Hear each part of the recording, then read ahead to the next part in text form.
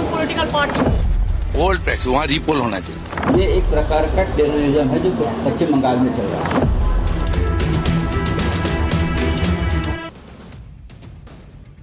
देखिए, बंगाल के exit poll की सब चर्चा कर रहे हैं, लेकिन आज बंगाल में दिन भर ग्राउंड पर जो हुआ, पहले उसकी बात करना जरूरी है, तभी आपको एग्जिट पोल और नतीजों में क्या हो सकता है उसका कनेक्शन समझ में आए।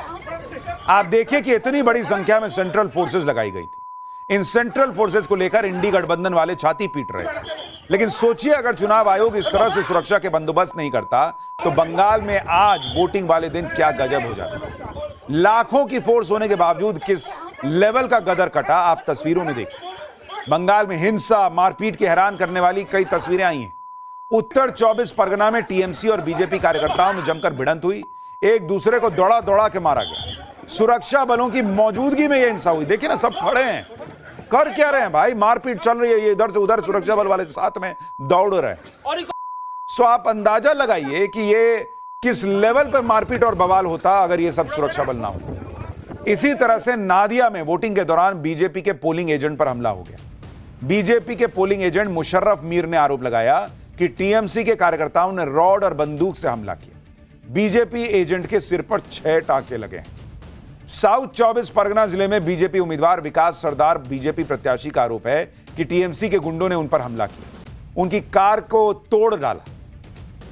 हावड़ा जिले में वोटिंग के दौरान ईवीएम को लेकर हंगामा मच गया। लेकिन आप यह भी देखिए कि सेंट्रल फोर्सेस की तैनाती को लेकर किस तरह से इंडी गठबंधन माहौल बना रहा था। इंडी गठबंधन का तो कहना है कि बंगाल में इतनी सुरक्षा व्यवस्था लगाना टेररिज्म है, आतंकवाद की तरह है। मतदाताओं और उम्मीदवारों को आतंकित किया जा रहा है। सुनिए संजय राउत क्या कह रहे हैं। ये एक प्रकार का टेररिज्म है जो पश्चिम बंगाल में चल रहा है। 2.5 लाख से ऊपर पैरामिलिट्री फोर्स, उससे भी ज़्यादा हर राज्य से ऐसे ऐसे अधिकारियों को यहाँ लाया है जो अपने आप को एनकाउंटर स्पेशलिस्ट मानते हैं। ऐसे अधिकारी लाकर मतदाताओं को, उम्मीदवारों को टेरराइज कर रहे हैं। आप सोचिए बॉस, जिस राज्य में मारपीट, एक दूसरे पे पत्थर चलाना, बम चल जाना, ऐसी ऐसी घटनाएं हो रही हैं, संजय राउत कह रहे हैं कि वहां सुरक्षा बल लग गया तो टेररिज्म हो गया। बंगाल में लोगों की सुरक्षा बढ़ाई गई ताकि वो बिना डर के वोट कर सके। केंद्रीय सुरक्षा बलों को तैनात किया गया तो इनको आतंकवाद दिख रहा है।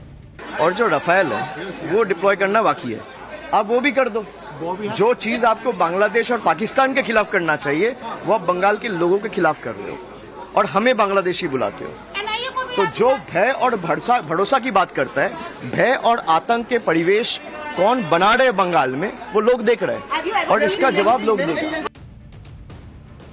आप ये भी देखिए कि ममता बनर्जी के करीबी टीएमसी नेता और कोलकाता के मेयर फिरहाद हकीम ने तो बंगाल चुनाव में सीएपीएफ की तैनाती को पहलगाम आतंकी हमले से जोड़ दिया। फिरहाद हकीम ने इसे लोगों को डराने के लिए बीजेपी का गब्बर स्टाइल बता दिया।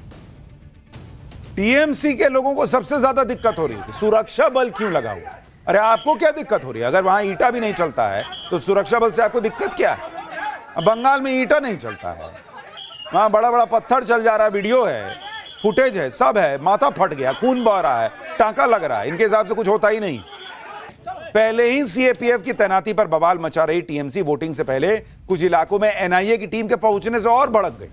दूसरे राउंड की वोटिंग से पहले कुछ इलाकों में एनआईए के जवान तैनात नजर आए, जिस पर टीएमसी सांसद महुआ मोइत्रा ने हैरानी जताई। एनआईए को गृह मंत्री अमित शाह का पहरेदार बता दिया, जबकि चुनाव आयोग के निर्देश पर एनआईए की टीम को 7 ऐसी जगहों पर तैनात किया गया जहां वोटिंग के दौरान बमबाजी की आशंका जताई गई थी। इनमें साउथ 24 परगना की भांगड़ सीट शामिल है, जहां कुछ दिनों पहले एक घर से बड़ी संख्या में देसी बम मिला था। लेकिन भांगड़ सीट से टीएमसी कैंडिडेट ने एनआईए की तैनाती को उनके समर्थकों को डराने की कोशिश बता दी।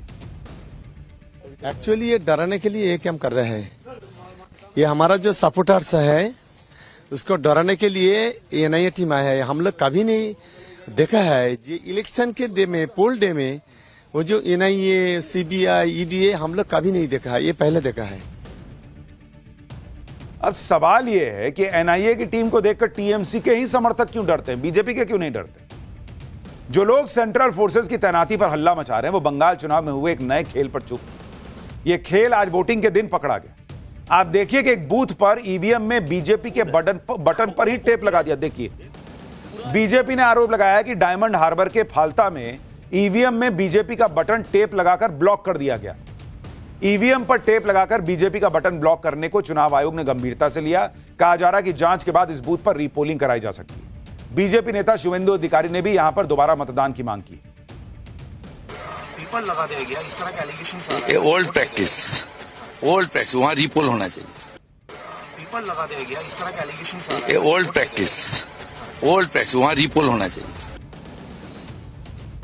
आप सोचिए बॉस, ईवीएम में इस तरह की चीज होना आपने देश में कहीं नहीं देखा होगा जो बंगाल में हो रहा कि बीजेपी के कैंडिडेट के नाम के आगे टेप लगा दी।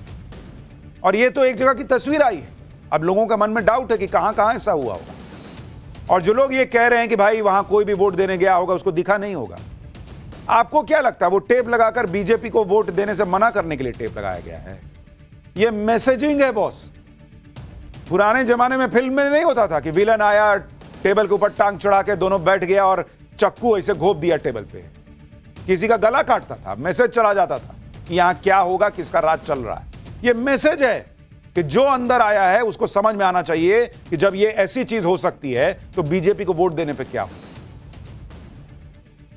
कितने लोग बिना डर के ऐसे हालत में वोट कर पाए होंगे बॉस? आप सोचिए कि मामला कहां चला गया। लेकिन जो लोग ईवीएम हैकिंग का फर्जी नैरेटिव बनाते हैं वो उनको आज ईवीएम पे आप बोलते नहीं सुन रहे होंगे। जिसने भी बीजेपी के सिंबल पर टेप लगाया उसने मैसेजिंग कर दी कि अभी सोचो यहां और क्या क्या हो सकता है। एक और वीडियो वायरल हो रहा है जिसमें कुछ लोग एक पुलिस वाले को पकड़ लेते हैं क्योंकि पुलिस वाला मतदाताओं से टीएमसी की वोट देने के लिए कह रहा था। यह आरोप लग रहा है, सुनिए। कई ईवीएम के साथ छेड़छाड़ के आरोप लग रहे हैं, कहीं इस तरीके से पुलिस वालों पर आरोप लग रहा है कि भाई वो टीएमसी के लिए वोट दो कह रहे हैं। क्या ही हुआ है वहां? अब आप सोचिए बंगाल की क्या स्थिति है। और यह तब है जब 2.5 लाख से ज्यादा केंद्रीय सुरक्षा बलों की मौजूदगी में चुनाव हो रहा है। आप अंदाजा लगाइए कि यह सुरक्षा नहीं होती तो क्या होता। बंगाल में खुद मतदाता बता रहे हैं कि टीएमसी वाले किस तरह से धमका रहे हैं, बीजेपी को वोट देने पर मर्डर तक हो जाने की धमकी दी जा रही है। सुनिए, खुद पब्लिक कह रही है। हो गया सर। कौन दे रहा है? टीएमसी क्या कह रहा है? बोल रहा है मर्डर हो जाएगा। सेकंड टाइम यहाँ पे आ रहा है तो गांव में मर्डर हो जाएगा। आज फाइनल राउंड की वोटिंग में ममता बनर्जी की अपनी सीट भवानीपुर भी शामिल थी और भवानीपुर में भी भयंकर बवाल हुआ।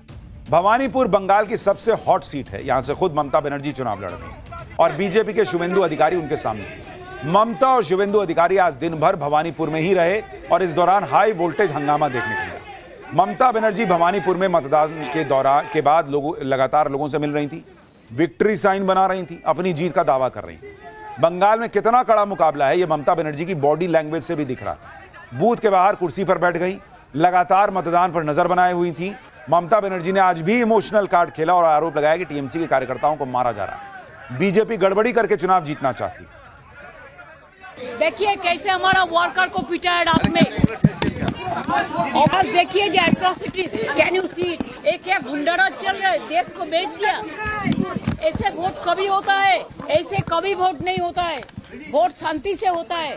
लोकतंत्र डेमोक्रेसी का फेस्टिवल होता है।